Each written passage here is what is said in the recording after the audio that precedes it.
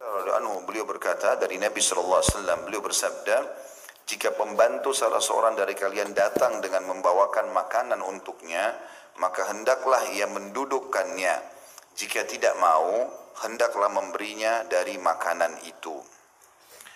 Kandungan hadis ini, hadis di atas menganjurkan agar berakhlak mulia dan saling membantu dalam urusan makanan. Terlebih kepada orang yang ia pekerjakan, karena hal tersebut akan membesarkan hatinya. Hukum perbuatan tersebut sangat dianjurkan.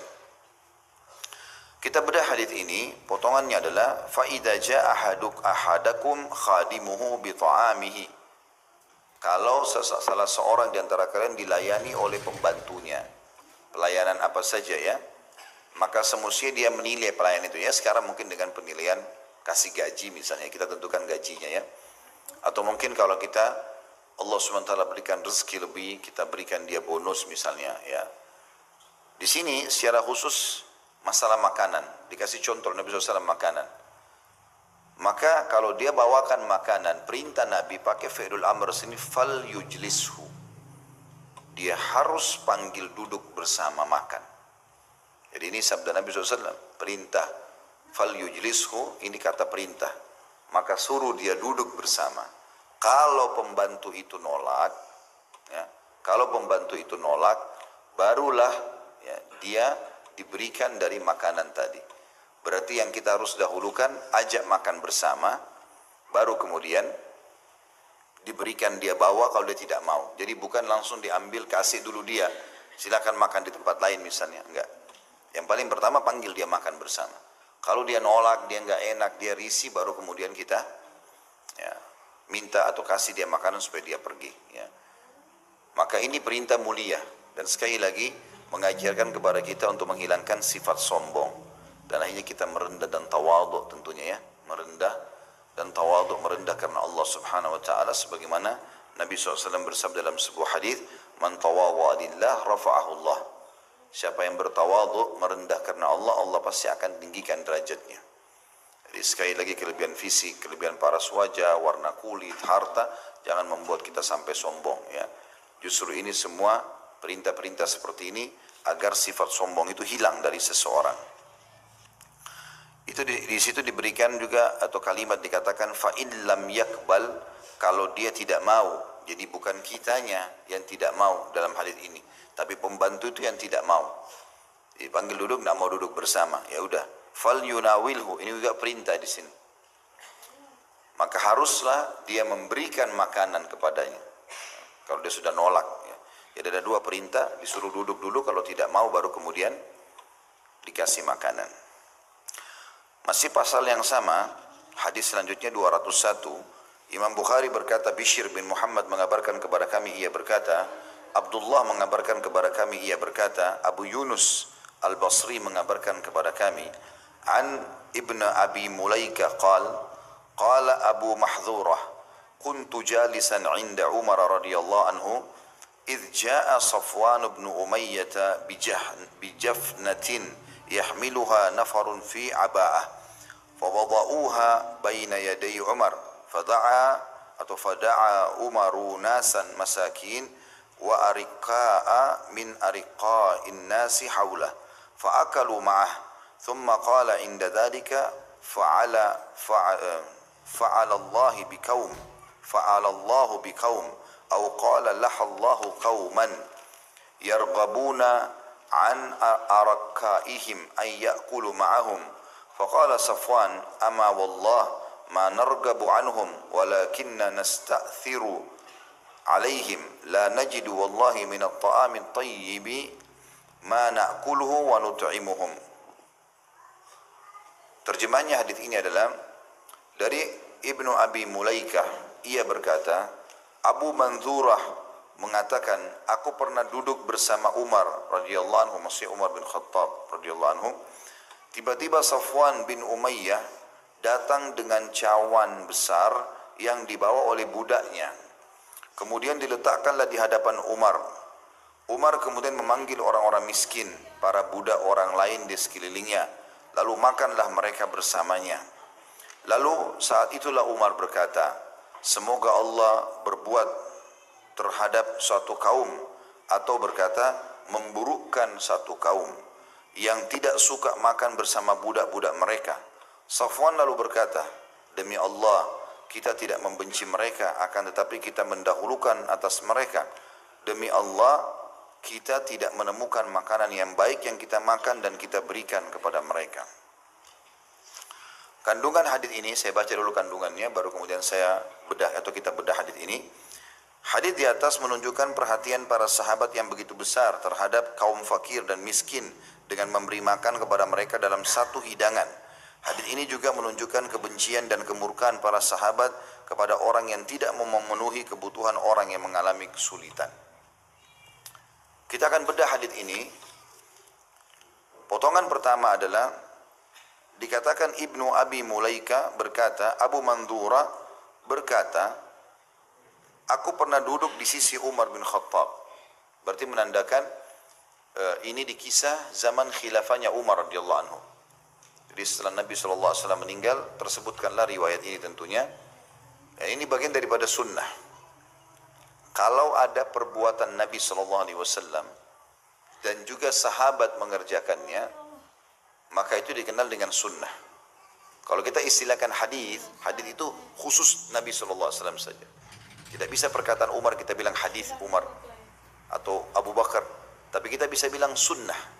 Kalau sunnah masuk perbuatan Nabi SAW dan perbuatan para sahabat, terutama Khulafaur Rasyidin, Abu Bakar, Umar, Uthman, Ali.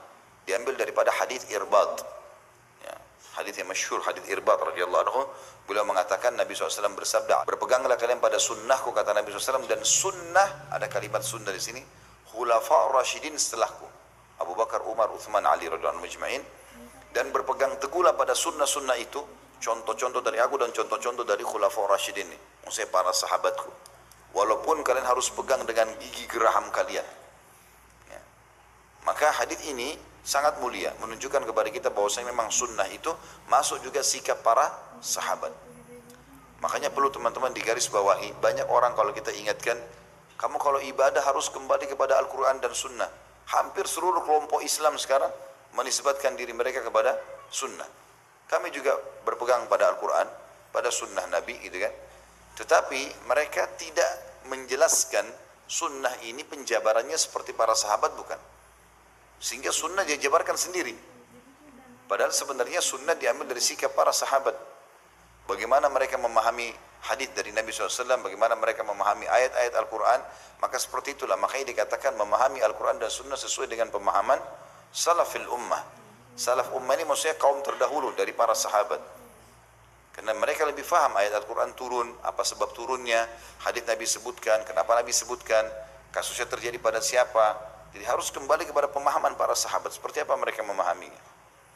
Makanya di sini sikap Umar pun diangkat oleh Imam Bukhari sebagai sebuah panduan dalam hadis, ya, atau dalam sunnah. Ya. Kalau kita bilang hadis berarti khusus Nabi SAW, tapi kalau sunnah berarti masuk juga para sahabat. Abu Manzura mengatakan, aku pernah duduk di sisi Umar satu hari, kemudian datanglah, ini potongan pertama tadi manfaatnya. Potongan selanjutnya, datanglah pada saat itu Safwan bin Umayyah dengan membawa sebuah wadah yang besar berisi makanan yang sangat banyak, yang dibawa oleh beberapa orang dari budaknya. Di sini ambil pelajaran juga penting, bahwasanya memberi makan kepada orang bagian daripada agama, sebagaimana sudah kita jelaskan tadi. Safwan radhiyallahu anhu membawa makanan untuk Umar radhiyallahu anhu dengan tujuan untuk berbagi makanan.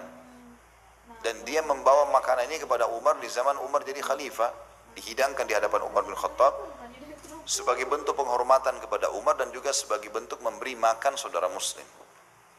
Di sini diambil pelajaran bolehnya bahkan dianjurkan memberi makan kepada orang walaupun orang itu mampu. Seperti misalnya orang tua kita kaya, boleh kita bawa makanan kepada mereka. Teman-teman kita di kantor semuanya, orang punya kerjaan, punya gaji, kita traktir mereka. Jadi tidak harus orang miskin. Tapi kalau ada orang miskin bertemu keadaannya dengan orang kaya, kita dahulukan orang miskin. Tetapi di sini boleh memberikan makan kepada orang mampu. Bahkan di sini seorang masyarakat membawakan makanan untuk rajanya mereka. Padahal raja orang mampu, kan dianggap begitu.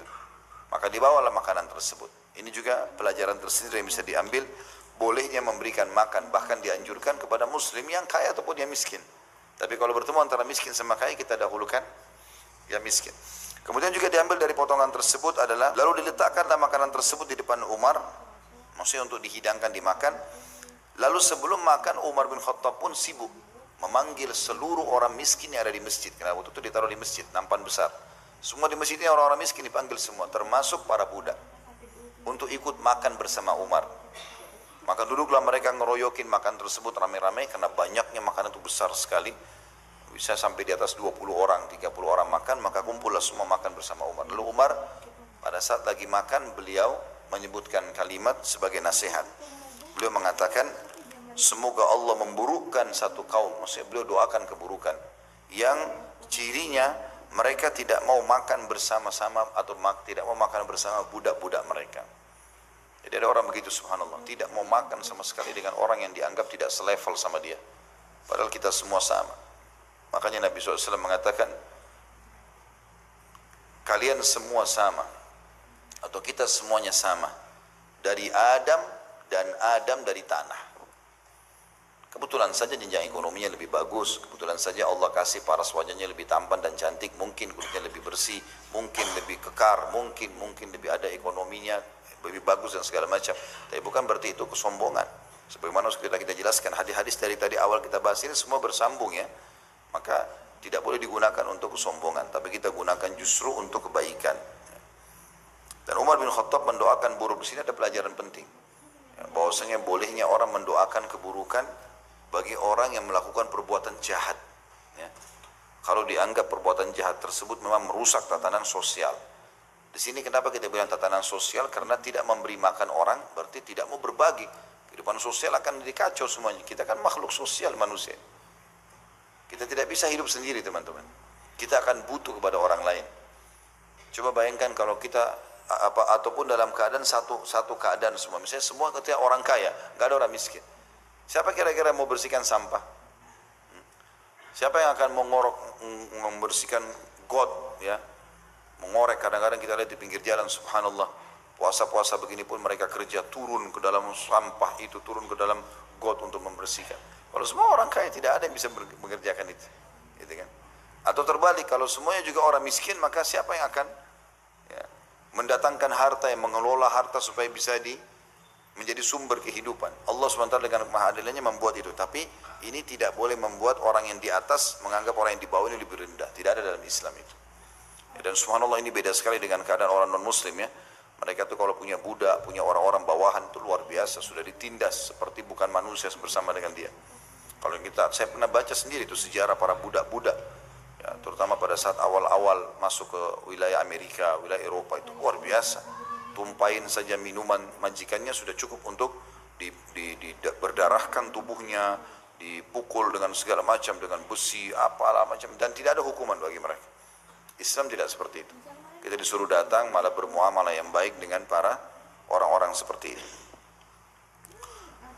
Kemudian juga potongan yang diambil dari situ adalah Umar bin Khattab mengatakan yang didoakan buruk di sini yang tidak suka makan bersama budak-budak mereka. Kemudian potongan terakhir dari hadis adalah Safwan mengatakan, jadi Safwan waktu bawa makanan tadi yang banyak itu, dia bawa ke depannya Umar. Maka Umar mendoakan bagi orang-orang yang tidak mau memberikan makan seperti Safwan. Safwan di sini radhiyallahu anhu untuk melepaskan diri, dan jangan sampai ada orang di masjid yang salah faham seakan-akan Umar mendoakan Safwan, gitu kan? Karena yang bawa makanan kan Safwan. Jangan sampai doanya Umar ini difahami oleh sebagian orang berarti untuk Safwan. Kenapa Safwan? Kenapa kau nggak kasih makan budak-budakmu, gitu kan? Kenapa kau malah bawa ke saya? Seperti itu kesannya orang bisa fahami, padahal sebenarnya bukan itu. Umar bin Khattab justru berterima kasih pada Safwan. Justru memberikan contoh pada orang-orang, lihat nih Safwan bawa makanan, dan lihat saya pun mengajak makan kalian semuanya, begitu. Ya, tetapi perkataan Umar bin Khattab pada saat lagi dihidangkan makan, bisa orang tanda kutip salah fahami kalau tidak dijelaskan. Karena begitu makan langsung dia mengatakan, semoga Allah memburukkan orang-orang yang tidak mau duduk makan dengan budak-budaknya. Orang bisa faham nanti ternyata Safwan seakan-akan tidak mau duduk sama budaknya. Makanya Safwan di akhir hadits menjelaskan masalah itu. Wahai Amir Mukminin, Sebagian orang di antara kami bukan tidak mau duduk sama budaknya, mau duduk, tetapi memang betul-betul bahkan ada sebagian kami tidak punya makanan untuk dia makan, apalagi dia mau kasih kepada orang lain. Atau dia tidak punya makanan yang layak dimakan, yang layak untuk diberikan kepada orang lain. Dia sendiri nggak layak makan, apalagi dia mau kasih ke orang lain. Ya. Di sini juga teman-teman sekalian ya, saya ulangi kembali dan saya ingatkan, berilah makanan yang terbaik. Beri makanan yang terbaik, beri minuman yang terbaik, beri pakaian yang terbaik. Allah akan balas sesuai dengan kadar niat kita. Ya. Hati-hati dengan makanan yang sudah expire, buang. Jangan kena expire kasih saja.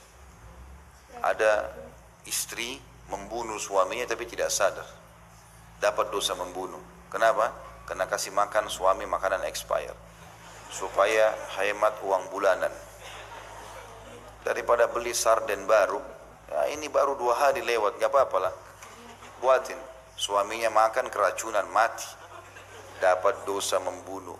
Ya, gak boleh ini. Ini semua tidak boleh. Atau suami sengaja beli sebaliknya supaya adil. Kita jelaskan misalnya kalau dia pergi supermarket, dilihat ada barang promo, tinggal 2 hari lagi rusak, expire.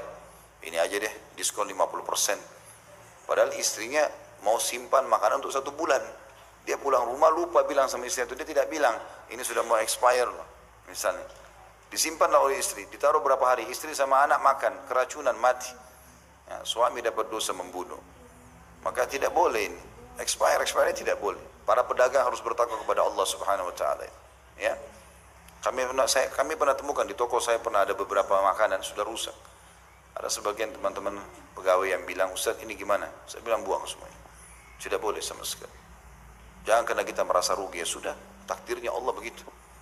Jangan sampai orang konsumsi kemudian jadi sakit. Ya, itu sudah risiko.